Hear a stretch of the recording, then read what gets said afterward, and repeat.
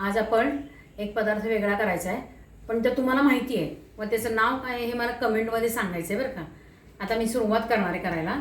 सुरुवातीला मी तीळ खसखस कोथिंबीर खोबरं सुकं खोबरं किसून घेतलेलं आहे, मीठ गरम मसाला आणि मिसळणाचं सगळं साहित्य घेतलेलं आहे आणि डाळीचं पीठ.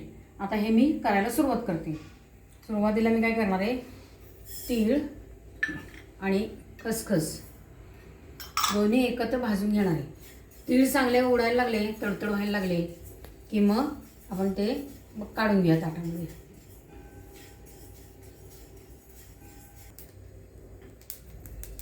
तीळ आता छान उडायला लागलेले आहेत, म्हणजे याचा अर्थ हे भाजून झालेलं आहे. थोडासा रंगही बदलला आहे. आता मी हे काढून घेते ताटात एका वेगळ्या.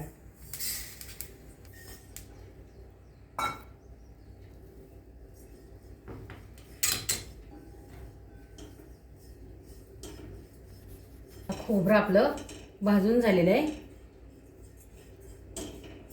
इथे ते मी काढून घेते. थोडंसं तेल ओतून घेतलेलं आहे, त्याच्यात तेल ओतून घेतलं आहे थोडं मी. त्याच्यामध्ये तेल गरम झालं, बघूया आपण तेल गरम झालं का. झाले. मोहरी जिरे हळद आणि थोडंसं हिंग टाकून घेते. आता ह्याच्यामध्ये मी काय करणार आहे, गॅस कमी केलेला आहे. आपण जो हा मसाला टाकलेला आहे तो टाकायचा, पण आपण त्याच्यासाठी आधी काय करूया, थोडंसं कांद्याचं तिखट मी थोडंच टाकते बरं, कारण खूप झणझणीत असतं. नंतर तांबडं तिखट आणि गरम मसाला हा सगळा टाकून घेतलेला आहे. आणि त्याच्यामध्ये आपण जे भाजलेलं सगळं आहे, तीळ खसखस आणि खोबरं ते टाकून घेतलेलं आहे. गॅस कमीच आहे आणि हे सगळं त्याच्यात परतून घ्यायचं आहे आधी. आणि त्याच्यामध्ये आता मी चवीपुरतं मीठ घालते थोडं, आणि किचन किंग मसाला हा एक टाकून घेते थोडा.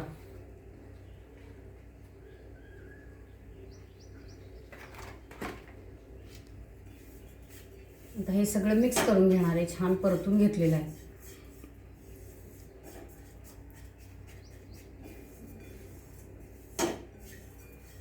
ही आपली सगळी कोथिंबीर ओतून घ्यायची आहे.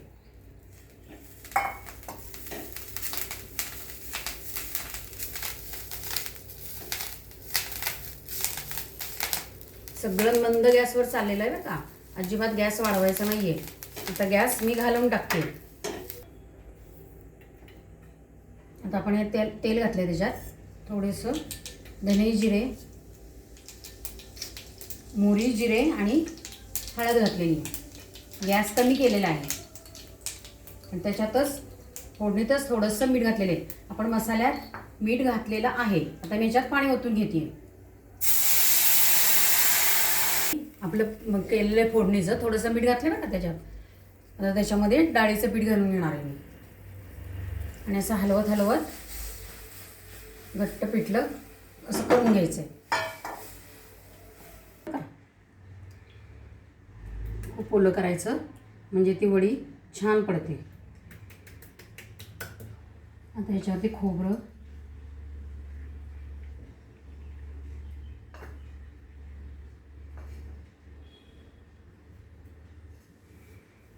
आणि कोथिंबीर टाकून घेऊया.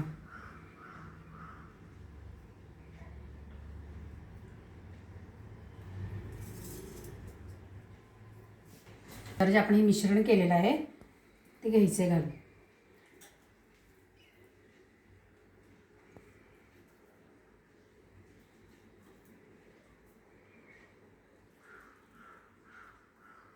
आणि ते उल्या हाताने पसरवून घ्यायचं आहे.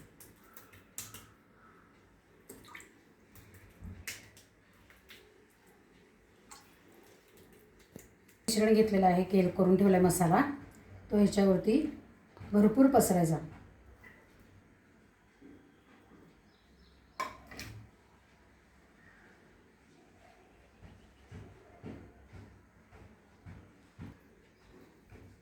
थोडंसं दुमडून घ्यायचं आधी.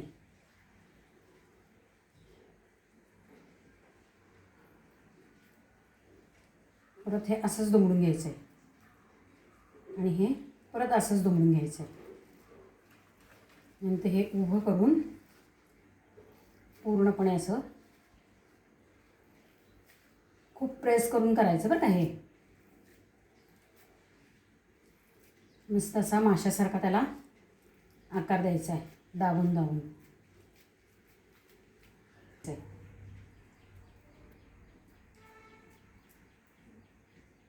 झालं की नाही छानपैकी आकार. तुम्हाला ह्याच्यावर वाटत असेल तर थोडीशी कोथिंबीर किंवा खोबरं लावलं तरी चालेल, की मला आता हे एवढं प्रमाण बरोबर वाटतंय.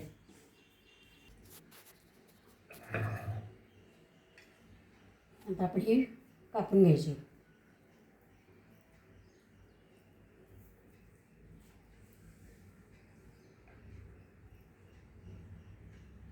थोडंसं लागलं तर काढून घ्यायचं हे, आणि ह्यानीच परत ते काय होतं, फाटलं जातं मग.